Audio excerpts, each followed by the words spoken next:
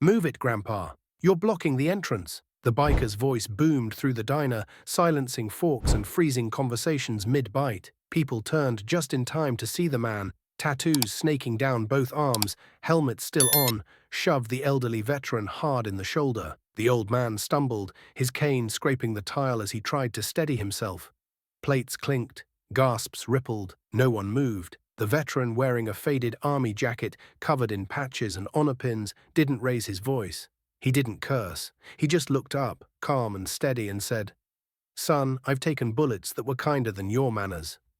The biker scoffed, towering over him. "You want a medal for surviving? Newsflash, nobody cares about your war stories anymore." A waitress dropped her notepad. The air tightened. No one knew what to do. A man in his 20s reached for his phone, maybe to call the police, but the biker glared, and he backed off. The veteran shuffled to a booth near the window and sat alone. He rubbed his shoulder, wincing slightly, and opened a tattered wallet with trembling hands.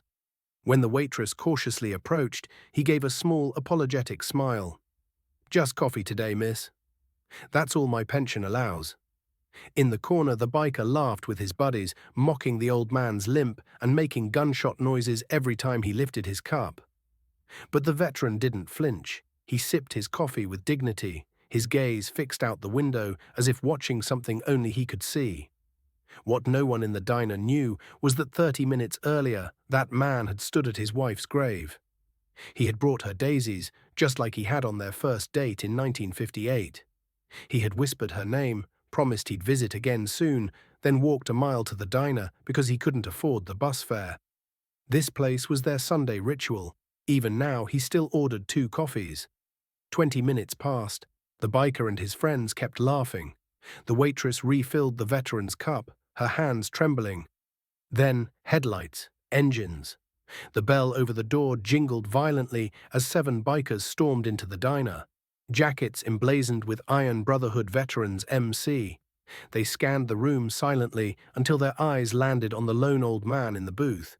Instantly, every one of them straightened. "Colonel?" one of them asked, voice thick with disbelief and respect. The old man looked up, his expression softened. "Well, I'll be damned. Is that Ramirez?"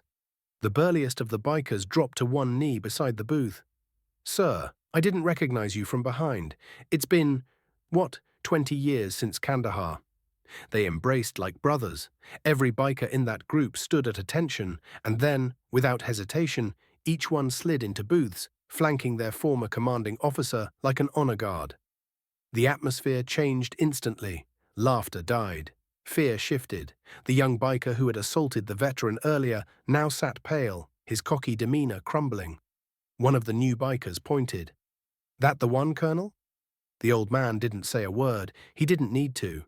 The biker tried to explain himself. I didn't know.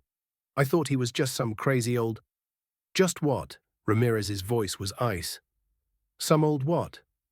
The diner fell silent again. The waitress held her breath.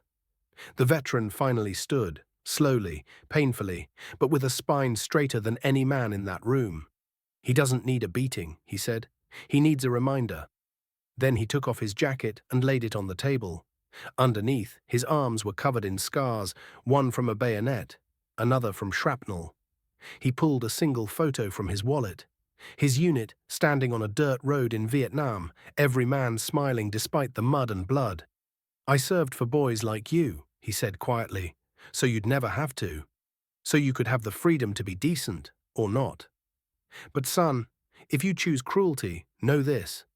It doesn't make you strong, it makes you empty." The biker looked down, ashamed. "I'm sorry, sir."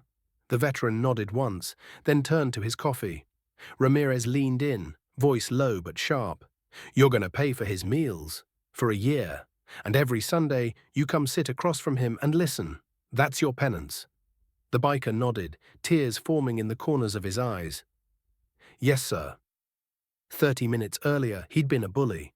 Now he was just a boy who'd never been taught respect. The entire diner had watched the transformation. The waitress finally exhaled. Applause broke out, slow, respectful, rising until the whole room stood. Not for the punishment, but for the man.